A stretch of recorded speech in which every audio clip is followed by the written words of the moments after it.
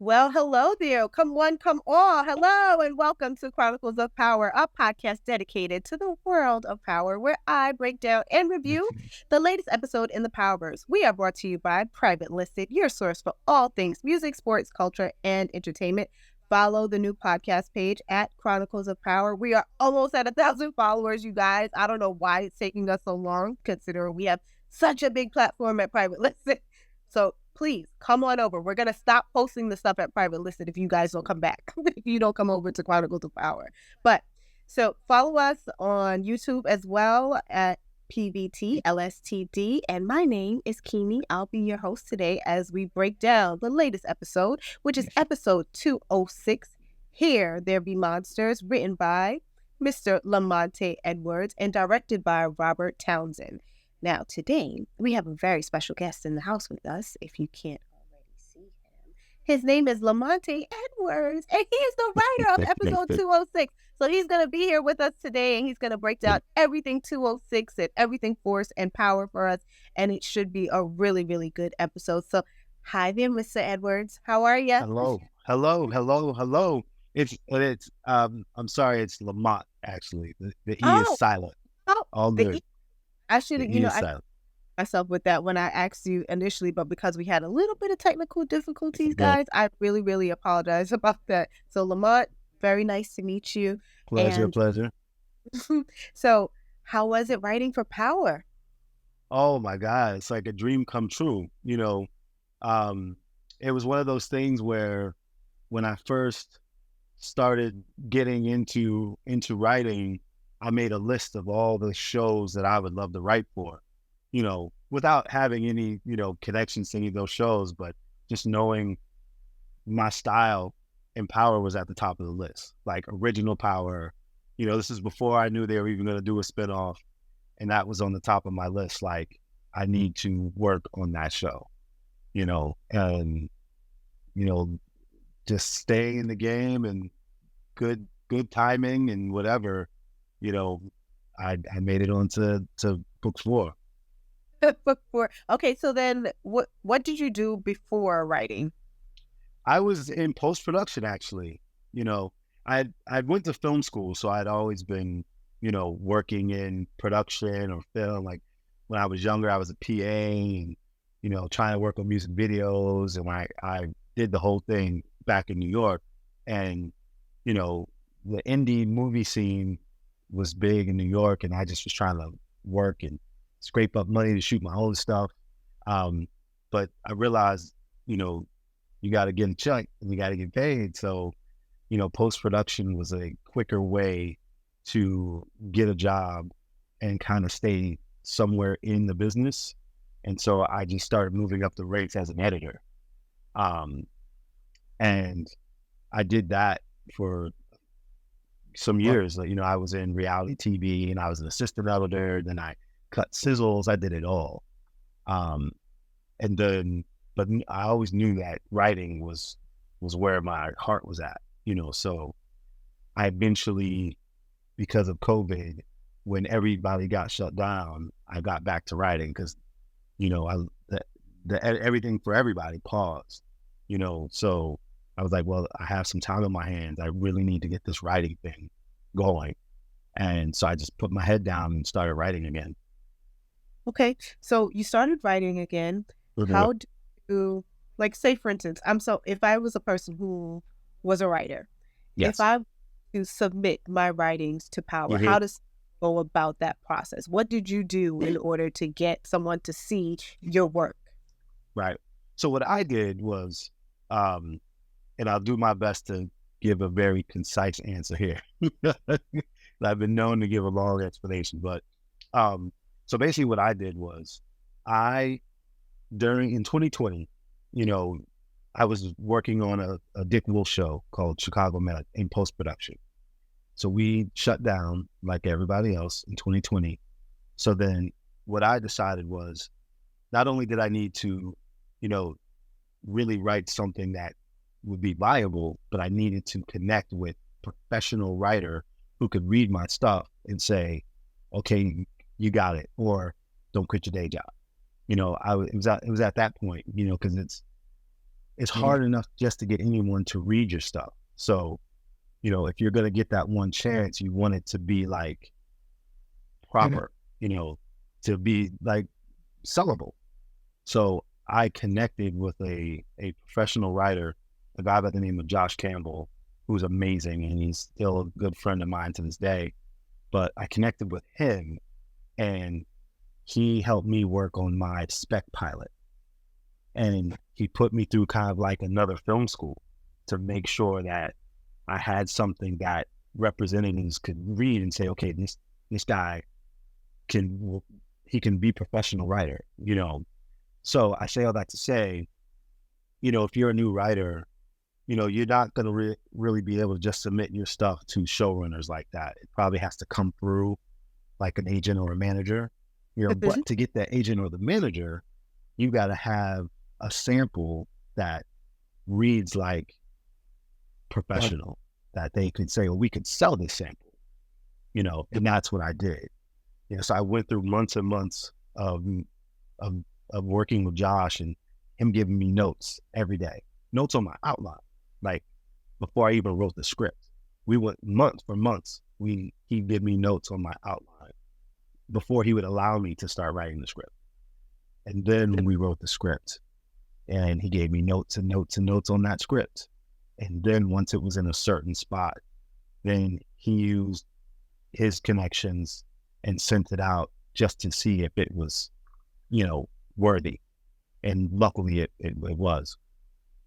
I mean, God bless you. At least you had an advocate, someone who was able to work with you like a mentor, and also advocate for you as well. So I guess if this is right now we're in 2023, I would say that that's a pretty successful run. Like you had to work on it and write, and now in 2023 you've had your debut episode finally premiere on Power. Were you always a Power fan? always, you know. And I, you know, especially at the time, you know, I was with the original Power, I was living in Queens, you know, so why did you watching us? Yeah, I was in Queens, and, you know, so we're seeing these characters from Queens, you know, in Power. And I'm like, I'm so close, but yet so far away. You know what I mean? Like I had no connections when I was watching the original Power. I'm just like, you know, I'm reading the names of the directors and the writers, and I'm just like, I got to get there. You know, I'm right here, you know. Almost there. You know, I hadn't come to LA to connect with my Queens character. Your hometown. You had to wait. Are you from originally? Not originally. I my wife is, and I moved there years and years ago. But I'm originally I was born in Pennsylvania.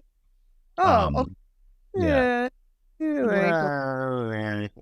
know, you know, Queens is my adopted mother. Like, you know, that's where my family is. So okay, all right, I got you. I'm gonna let you slide, because Pennsylvania, I mean, some people, they kind of like, because some people live in Pennsylvania, they work in New York. You know how it goes. But anyway, after seeing the original Power, you got your start in writing through the help of Mr. Josh Campbell. Now we make it all the way here. Do you think you could have taken a different route in getting here, or was that just the way that it was destined to be?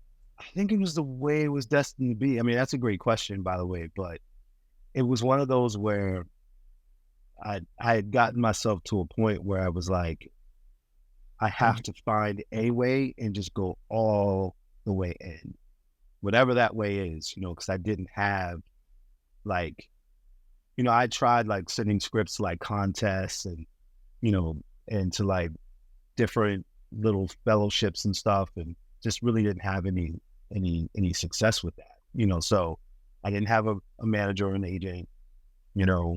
So to me, I had come to the realization that I needed to have an advocate, you know, and hopefully someone who sees my talent, but also sees that I'm willing to put in the work to get there, and hopefully, you know, they would feel confident in using their connections to kind of help me out, So, and I'll say that that plan kind of was moving its way, you know, because really I was just, my first part of that plan was I needed to know that I had it. Like whether or not Josh ever could send it to anyone, I just needed for him to read it and say, yes, you can be a professional writer, you know, because I hadn't even gotten that kind of confirmation yet, you know. So for me, it's really about getting that and then figuring out what the next step was, because he didn't guarantee me that he was going to do anything like that.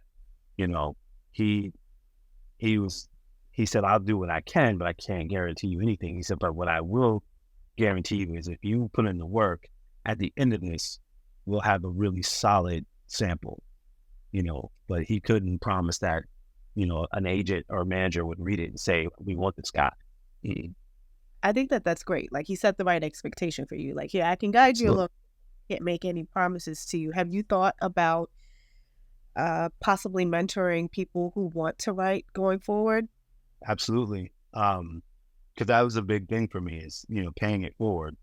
You know, and there's the interesting thing is during the strike, you know, I met a couple, you know, young writers who were out there. They weren't even in the WGA. They're just out there like showing support, you know. And I'm one in particular, I met him, and, you know, that was the thing. I was like, okay, let's get to know each other and let me know what you want to do. And as I go, you know, maybe I can do the same thing, you know, that Josh did for me. So it's great. That's good. I love to hear when people pay it forward, especially if they had someone who kind of held their hand along the way. Not saying that you didn't have the talent to do it, or like with anyone else. Like sometimes you just need a little nudge or someone to point you in the right direction. Yeah. All right. So let's go over some scenes. Yes. I'm ready for that. Let's do it. I'm so ready. Are you so ready? Oh, wait, before we go overseas, how was it working with Robert Townsend? Oh my gosh. Like it's still, this whole thing is still kind of surreal, you know, like meeting Gary Lennon even to get into the room, you know. And let me just say that, you know, Gary Lennon is one of the most generous, amazing humans on this planet.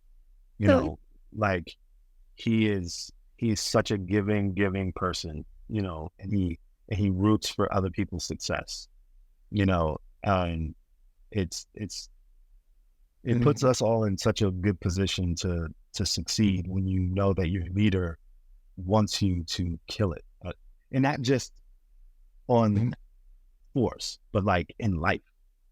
You know, but management, you know, wherever you work, if you're superior or whoever is working with you or ahead of you who has the clout or has the power, if they are willing to help you succeed and set you up for success, for success to succeed, it goes so much longer of a way.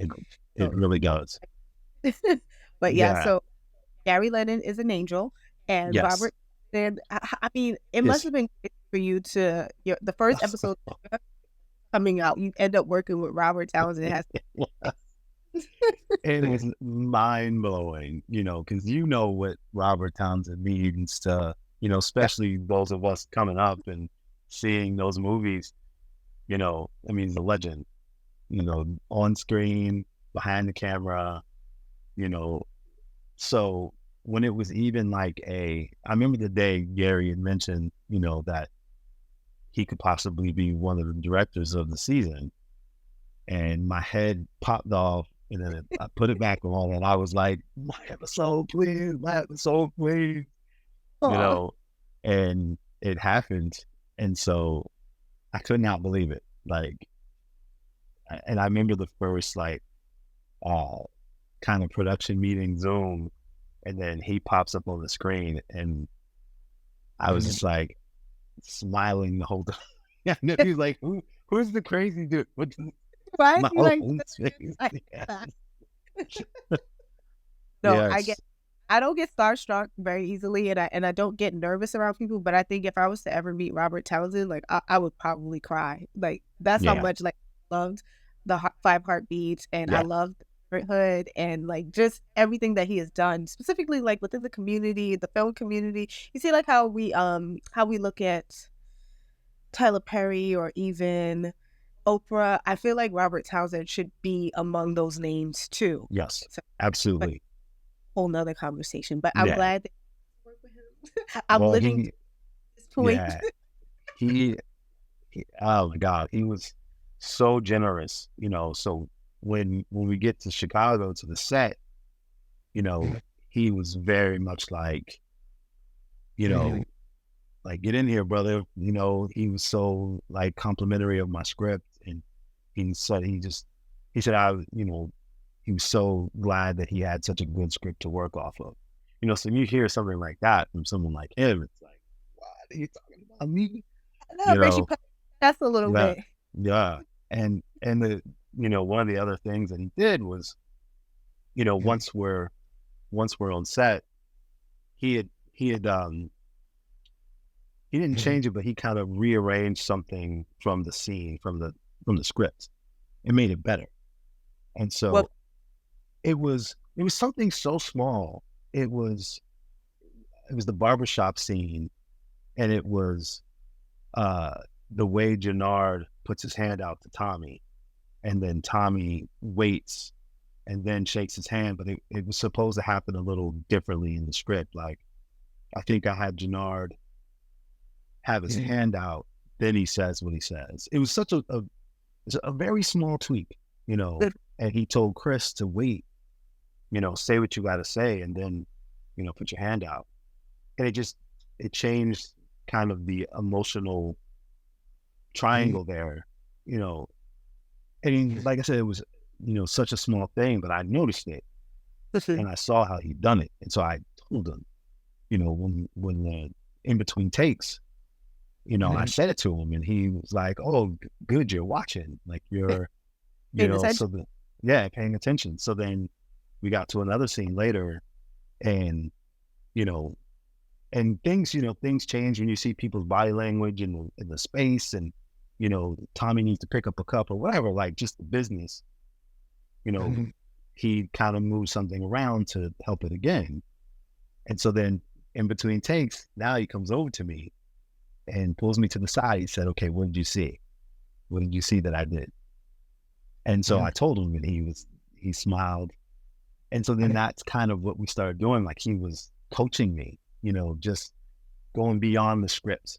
But like, as a director, he's like, "Do you see the things I'm doing from my point of view to make this even better?"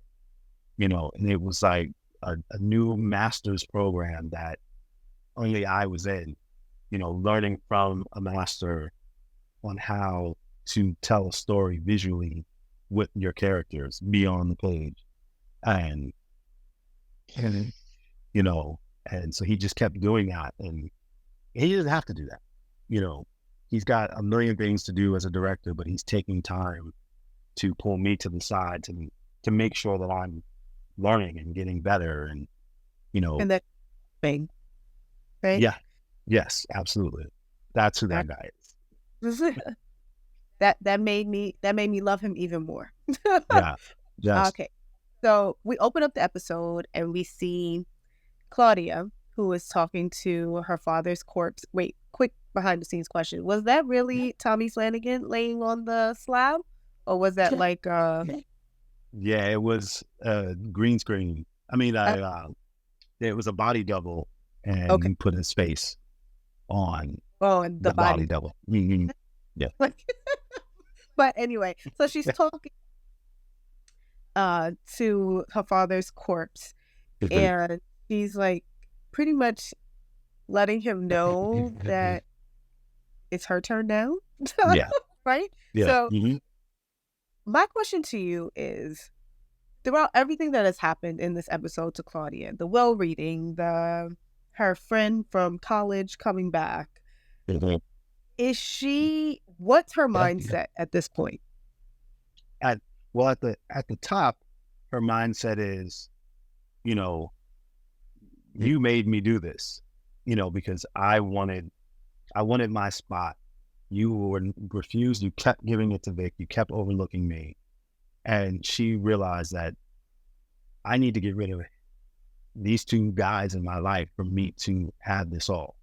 So in her head, she's like, if you would have just saw me and let me be part of this, none of this happens. So in her mind, her hand was forced. And that's why she's saying that to him. Like you basically made me get you out of the way because there was no other way you were going to give me what I deserve. And so that's where she starts. That's where she comes from 205 into, 206 with that mindset, delivering that final message to Da that that it's his fault, basically, is what she's telling him. I'm so glad I have to hear her say that anymore.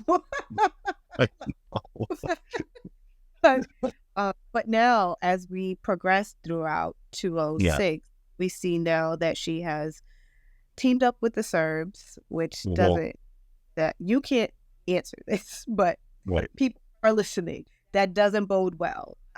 From where this looks like it's going, teaming up with the Serbs doesn't look like the right answer. Doesn't look like it. See? Yeah, it's a desperate move on her part because she really, the one thing she didn't count on was Walter cutting her out completely, So that's why the will reading is so, two things. Like, one, we as the audience know that Vic knows that she's tried to get rid of him, So it puts her 2 rungs down now. Like, because this is just me, like, I feel like Claudia even knows, even seeing Vic walk in there alive, at the very least, she's been able to manipulate Vic, So just like, she told Vic to go to Gloria's bar because she knew what reaction he'd have, Right. So she's in her mind when she goes at the top of 206, she's like, okay, Walter was the real problem. I can connive Vic, even if if Dublin gives him the crown, I will finesse my way past Vic to get what I want. But she didn't realize that Walter had already fucked her. Can I curse on this? Yes. That he had already fucked her. So then she needed Vic, and now she was screwed. I'm actually surprised she didn't see that part coming. Mm-hmm. Well, she kind of did, because I guess that's probably what went into her calculus for trying to kill Vic in the first place, right? Just to get, because that it's completely submerged in patriarchy, right? It's whole way. It's all about the man carrying on the name, who's going to carry on the torch, and it's never going to be you. Regardless of how smart we think you are, how strong we think you are, it's just not going to be you, because you don't have the parts to do this. Right. So, but with the will, she almost seemed kind of shocked. So that's I don't think she thought that he had thought that far. Had like I don't think she ever thought that Walter hated her. I think she just was like, you stay in your place, lady. Like, I'm never going to make you part of the business, but I still love you as a daughter. So as a daughter, she figured he'll at least make sure that I'm good. Like, she had the penthouse. Like, he didn't have her living, on the street. Yeah, no. She had a penthouse. She was taken care of. She had bodyguards. So she at least knew she had that, so she figured, okay, whatever money he had left, he would give her that, and whatever, even if they have to share the mansion. But she didn't figure that he'd cut her completely out of the will, because as far as Walter knows, she had never done anything to him, Right. But that's where she got surprised. That's where she that's kept why. late. But she I think she made some missteps here, especially with getting her. She could have been okay if she didn't try to get her brother killed. Yes. But it could have been all Yeah. right. But coupling, teaming up with the Serbs, like they're about to pack Claudia up out of here. Like she's Yeah. getting, she's over. Ooh.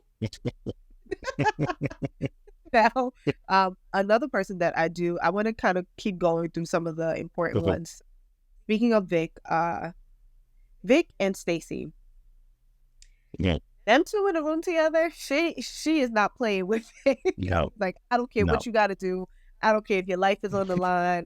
Anything that you wanted to do is just not going to happen for you. I just need the big one. I don't care about your sister. I don't care about that. Whatever it is you think you want to give me, I don't care about any of that. I need Tommy.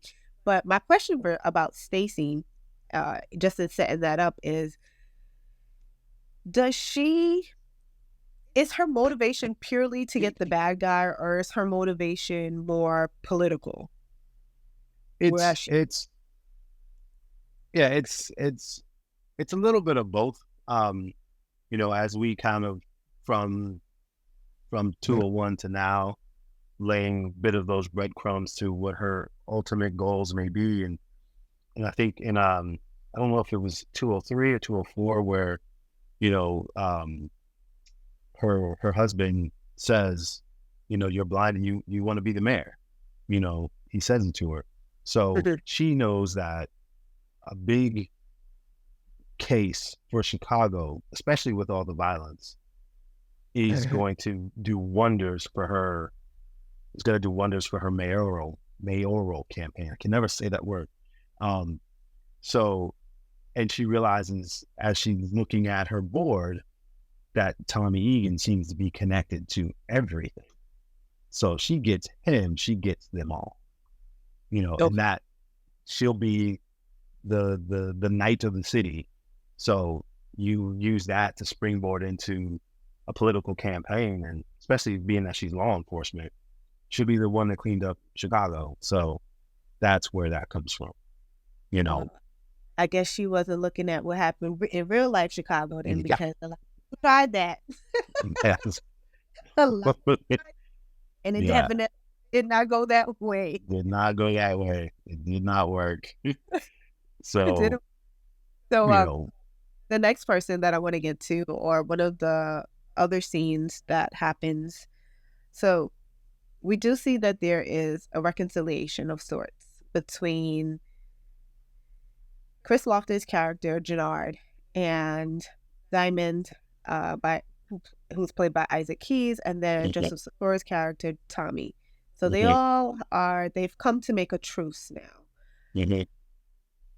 Why does Diamond not tell Tommy about Jenard's drug use?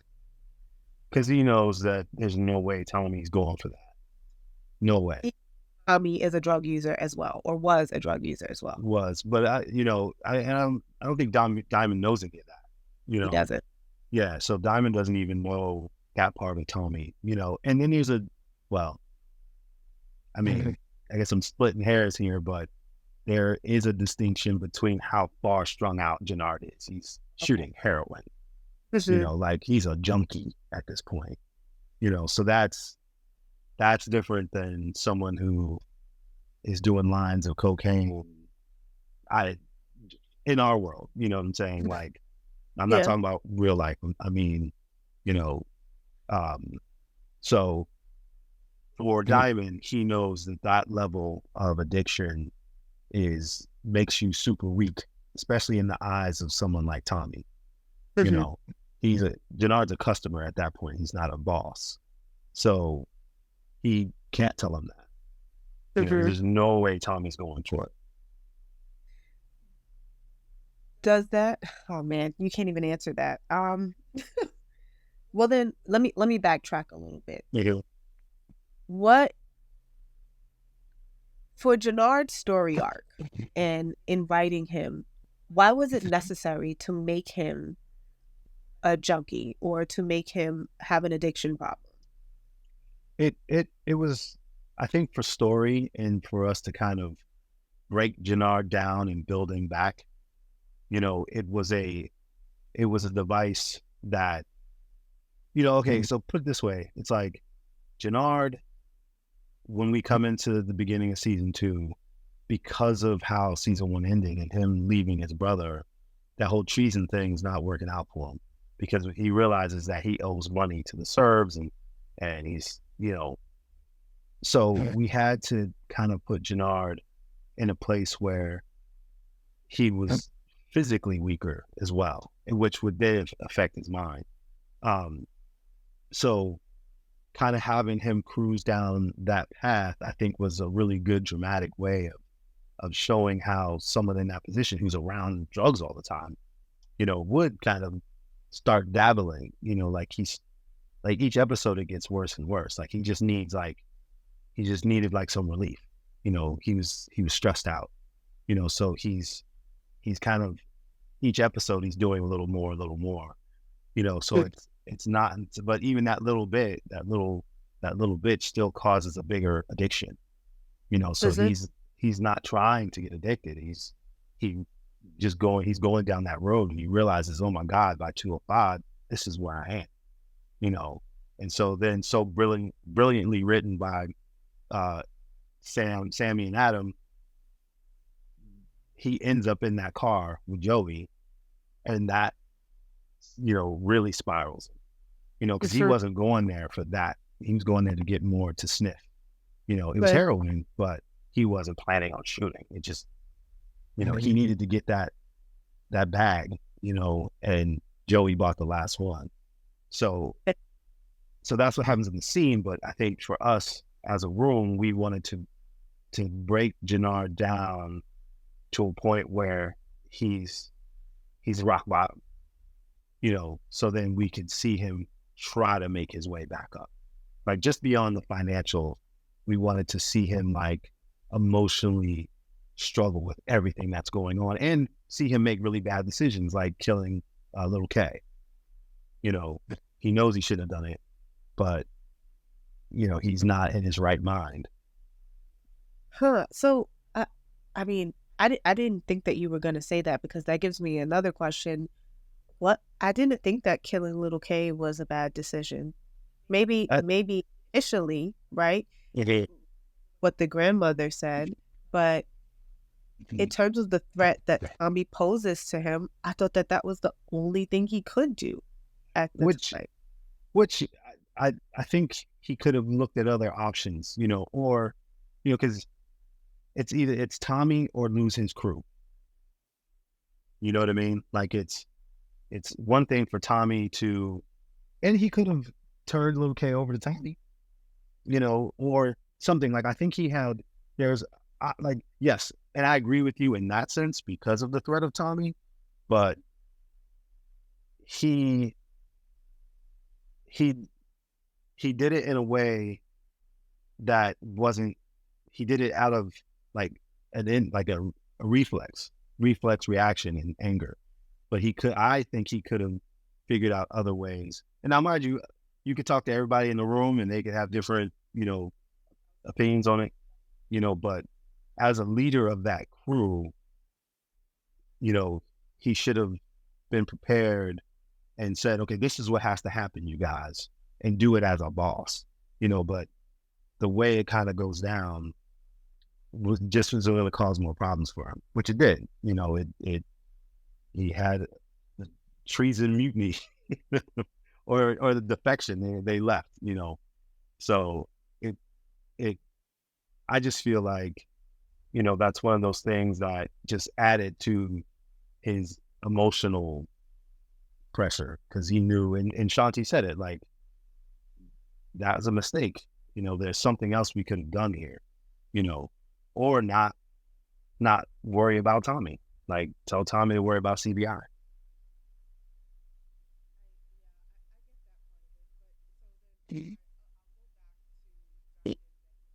And I'll say, just to wrap up some of the things that's happening with him throughout the entire season up to this point, Tommy kind of seemed a little soft. Like, we know why. I understand why. He's on parole. No. He can't be making outlandish moves. He can't go a corner store. He can't do things like that. But he almost seems like a little timid in a sense. And I saw someone make a meme the other day from Power Aspire. He was like, "But I'm the boss. Jenard is coming back, but Jenard's a junkie. But he got to come back in." Yeah, Should I? that's it. But like that. Yeah. But so, like that's really how it kind of is, which is why I asked you. I didn't. He just tell him because he's the leader here too. Listen, this is my brother. He's coming. That's what it's gonna be. But then, like we see Diamond choke someone out. Was that to kind of make us, like, give us like a jogger? Like, hey, this guy is still a criminal here. Yes. Like, so I know y'all may see him like a pastor, and he's passing you up. So, but those hands, they still work. Was that done on purpose? Absolutely. We wanted to lead up to, you know, as we say in the room, like seeing Diamond Hulk out. You know, he's been keeping the Hulk dormant, you know, because you got to remember he put Rojas in that wheelchair, you know, so we know that there's a Diamond that does that, the Diamond who walked out of prison was trying not to be that anymore, you know. And even at the end of season 1 with the Blackston thing, he was still trying to like not be that guy, you know. So we wanted to kind of lead him into a situation where he couldn't keep the Hulk inside, you know, and you just have to stay tuned and see, you know, but we definitely strategically wanted that to happen in this episode where he can't keep it inside, you know, and an emotional thing makes it happen. So he's been kind of trying to be like that guy, but you see how easily he can just destroy somebody. So, you know, and we wanted it to feel that way. We wanted it to be like, oh, he's just been trying to not let the monster out, because once the monster comes out, he may not be able to put it back. Here we go, bring it circle now. Here we go. Speaking of monsters coming out, we met another monster who has been lingering in the shadows all along, and her name is Shanti, and she is now our new little jukebox. Yes. Right? Yes. I said to Sammy, I said, you know, what's her end game? Because something doesn't seem right here. Like, it's not just Jay. No, I don't buy that. So, but now we finally get to see, oh, she wants some territory. She wants to take over. So does she, you know, when you say how Robert Townsend, he gives you like a little nudge here, like, hey, like, don't put your hand out yet. Do it this way. With her, when you were writing this, do you say, this is how I want the reveal to be of what her ulterior motive is when she speaks to Joe?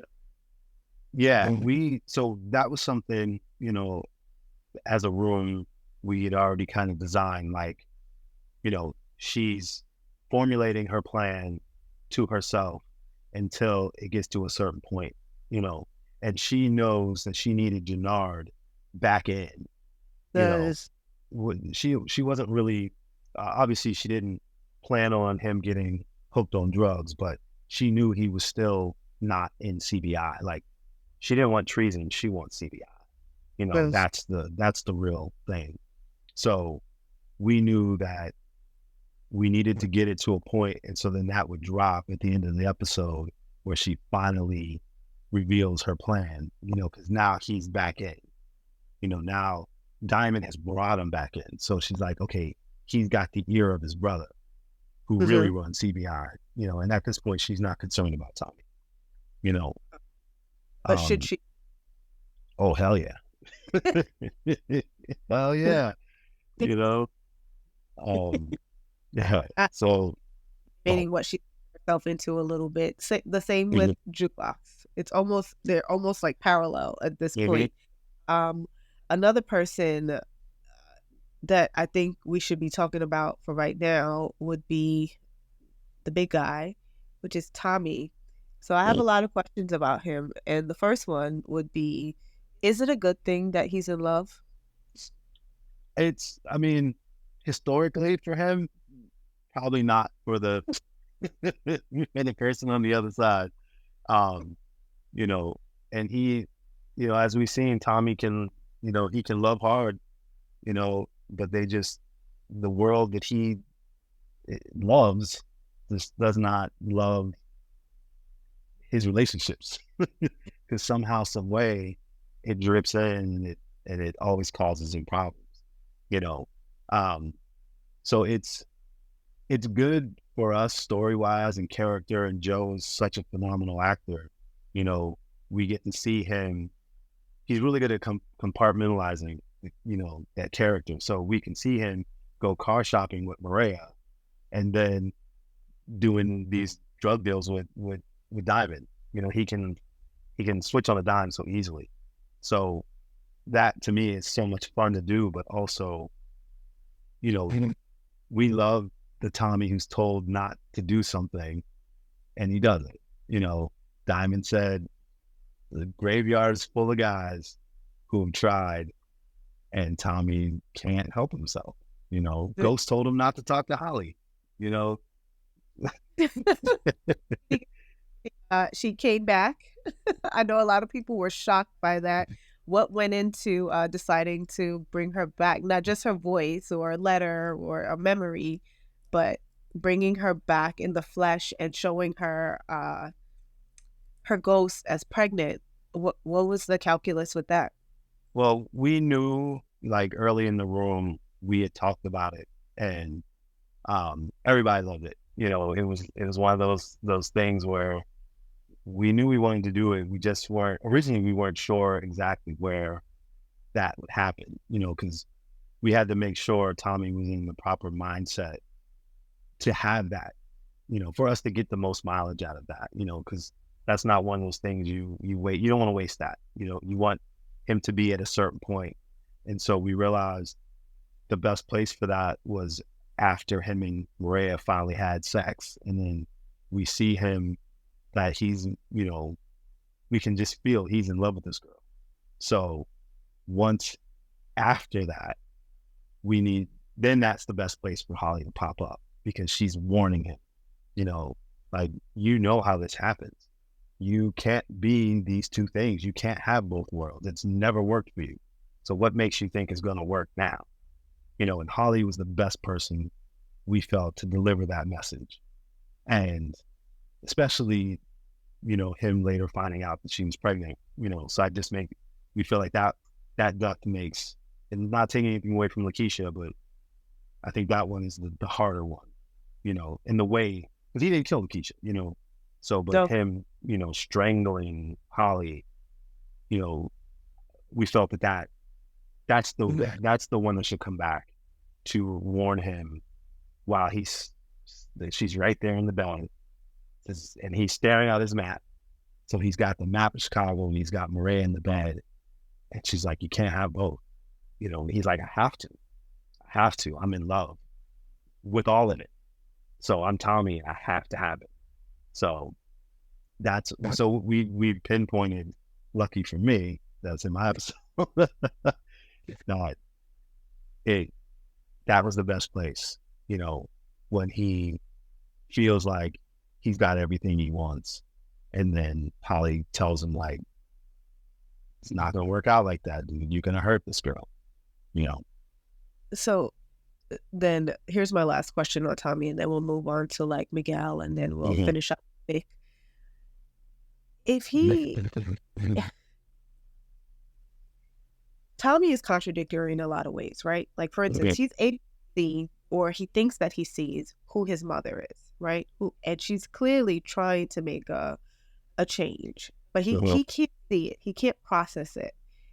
And why is he then able, he can't see that Kate can make a change. She's just pretty much, this is how she is, that's it. But for himself, it's like, oh, well, all of the relationships that I've had before, they didn't really pan out for me, whether it was my father, whether it was Holly, whether it was Lakeisha, Ghost, like, whether it's intimate or personal, these things don't work out. But now, this random stranger that I met who is involved with the cartel, this is what I want to make work, and I can't give my mom a little grace.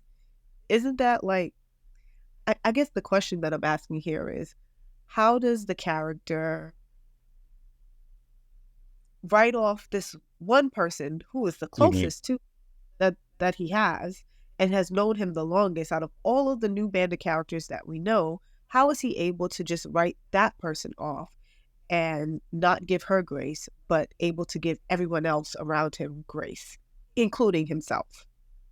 Because I think, and this is just me talking personally, like, I think if you think about Tommy as a kid in Queens, you know, his mom was supposed to protect him. His mom was supposed to be there for him. His mom was supposed to help him. Kate didn't do any of those things, you know. So he knows that she has no control. You know, Kate doesn't have it in her to be that other person because he's never seen it. And that's the person he knows from being a kid. He didn't know his dad, you know, he knows Kate. And even in the early episode, he talks about how he just wanted to go to the amusement park and she smoked up all the money. You know, that's what he sees. Even as an adult, that's what when he looks at her, he sees that Kate smoking up all the stuff and he has to steal from next door, you know? So as a kid, that does something to you, you know? So Tommy as an adult feels like he's in control of all these situations, you know? So, and Tommy as a flaw probably doesn't see all the times that he is responsible for some of these things that happen, but he's not thinking that way. He's thinking, I got this under control. It's you motherfuckers who won't listen and follow suit. Yeah. Like, stop snitching, you know, stop, you know, doing these things. Go stay in the business. Don't try to open a fucking club. Like, what are you doing? You know? So I think Tommy feels he can control all these situations. So with Maria, he feels like, I want her, so I can have her. You know, and anybody who has a problem with that is wrong, you know, but they can't head like me. Yeah, but the reason that he doesn't give Kate that same grace is that she was supposed to be his leader as a mom, and so he's never gotten over that, you know. So she failed him before he had power of his own, you know. Okay. All righty. Two last ones, and then we'll wrap up. The Garcias and Maria and Miguel. How does Miguel move forward when he's completely like having an insulin crisis and he's freezing people's hands off, breaking people's knuckles? But how would he react to knowing that Tommy is now dating his sister? Are we looking at this? Are we scared of him for good reason? Minus what we've already saw, right? Are we scared of reason? Because Maria doesn't really seem to be that afraid of him. Or is it, or are we looking at this with the wrong lens? No, he's a scary guy, you know, and he's obviously, you know, in the scene in my episode, you know, he's possessive of her, you know, and that's why she says, I'm not one of these possessions. And he's like, you work for me, you belong to me. This is what you do here is what you are, you know, so you have to do this.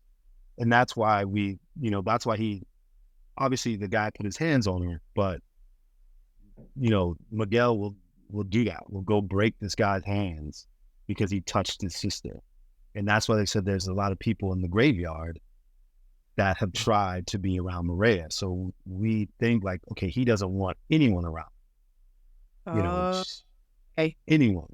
So it makes it worse. I'm sorry. I was going to say, so it makes it worse that here's this, you know, white dude from New York that shows up. He'd be the last person, you know. So that's why we have to look at it like it's a dangerous dangerous game Tommy's playing. Yeah, I think you put it in perspective for me with saying that she's like his possession, because to me, I was just like, oh, he just thinks that everyone works for him. He's so used to being in charge that he doesn't even realize that these people, one, I'm your family, two, I don't work for you. But he's so used to everyone being a soldier for him that he doesn't realize that I'm an autonomous being. I don't Yes. have to God. But it's more than that. It's about being possessive, right? Yes. Very Okay. much so. The last one, and this one is the one that I think will drive us home. Vic's days look to be numbered at this point, because what we know about Stitch in power, they don't make it very far. I think that this you don't have to answer. I think Claudia, she's going, whether she snitches or not. They are packing. Like, I've watched the writing trajectory of these shows for years. Once you start doing stuff like this, that means you are. Especially if you would connect that starts setting places on fire. You're not gonna be here. You're not gonna be here much longer. I know I'm laughing, but this is actually pretty serious for the characters. Like, man, you're not gonna have a job. No more. But of all the things Vic could have chose to do, Vic chose to avenge Gloria. He's avenging Gloria by killing his dad. Okay. So this is all over a woman, Vic. And then now you're gonna rat on Tommy? There's no way. Who thought of that? Well, the thing there is that Vic did not go in there to rat on Tommy. No. He went in there to get Claudia. And the other thing you have to think is that, Vic doesn't know what else. He knows she set him up to die. So he doesn't know what else might be coming for him, So out of desperation, one, to get Claudia, but two, there's ways he needs to get off the street, and handle that right then and there. Stacey brought up Tommy, plus then there's also the she had him because it's only a matter of time in Vic's mind that they'll find out he just killed his dad. Oh, okay. So he asked for immunity. He's like, I want immunity.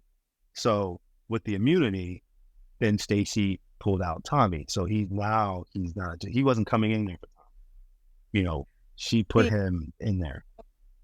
Alrighty. Maybe I just wasn't paying attention then, because I thought he was asking for the immunity because of what they had on him from before with the eyewitness seeing him kill the other person. I thought that. Okay. So I thought it just that, and whatever other petty crimes he may have done. I'm pretty sure they've other things, right? Yes. So he even thought that it was about killing his dad at all. Okay.